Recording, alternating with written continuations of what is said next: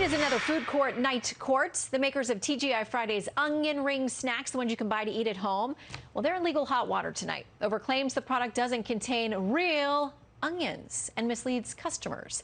This isn't the first time Utz, which sells TGIFridays snacks under its iVenture brand, InVenture, has been slapped with the lawsuit over its product claims, but similar suits over TGIFridays at-home mozzarella sticks and pizza skin snacks, now I'm hungry, they were both dismissed, so will this one survive? Take it to our legal eagles.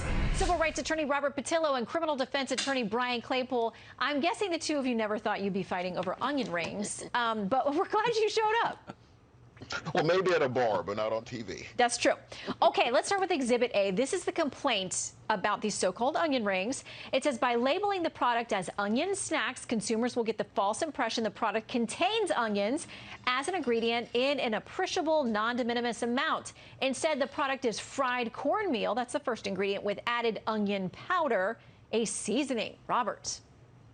You know, these cases pop up every few months. I think the same lawyer that filed this case also filed the notorious mozzarella stick case a few months ago, saying that the mozzarella sticks didn't contain actual buffalo milk mozzarella from the mountains of Italy, but rather had cheddar cheese in them. Look, consumers are looking for an onion-flavored ring-type fried item. The only thing that the packaging does to apprise the consumer of what exactly they should expect flavor-wise. No, so these cases always get dismissed because these are lawyers simply trying to make a quick buck and hoping that the major corporations will just settle these out of court. But I think that now corporations are fighting back and understanding they can no longer be bent to the will of any lawyer that wants to file a frivolous lawsuit. I think this will be dismissed just as the others have. Okay, listen, I'm fine with a little cheddar getting mixed in with the mozzarella sticks, but this is something that InVenture Foods said with regard to some of those earlier ones about mozzarella sticks and potato skins. This is what they said. On these allegations, no reasonable consumer would be misled by the subject labeling to believe that inside the package was the same quintessential bar food you may purchase at a local restaurant. So, Brian, probably the same argument in this case they're going to make is you can't expect this to be like what you'd actually get at Fridays. Well, Shannon, I have to tell you, like in talking about these onions, my eyes are they're kind of watering up a little bit. So bear with me a little bit. My stomach is growling. Not a big onion fan. There you go. But look, at the end of the day, you and Robert are politically savvy. This is nothing more than fact-checking.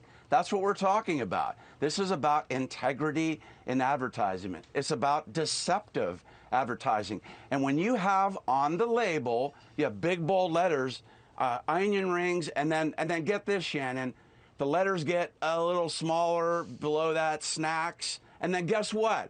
The print's about this big when it says artificial flavoring in there. Well, it's got onion powder in there. And clearly, a consumer's going to look at that label and they're not going to see that real fine print and realize there's not real onion in there, arguably. And it's really a powder, an onion powder, that's 10 times stronger in flavor, but it's not the zest of an actual onion. Well, so really, this is all about integrity.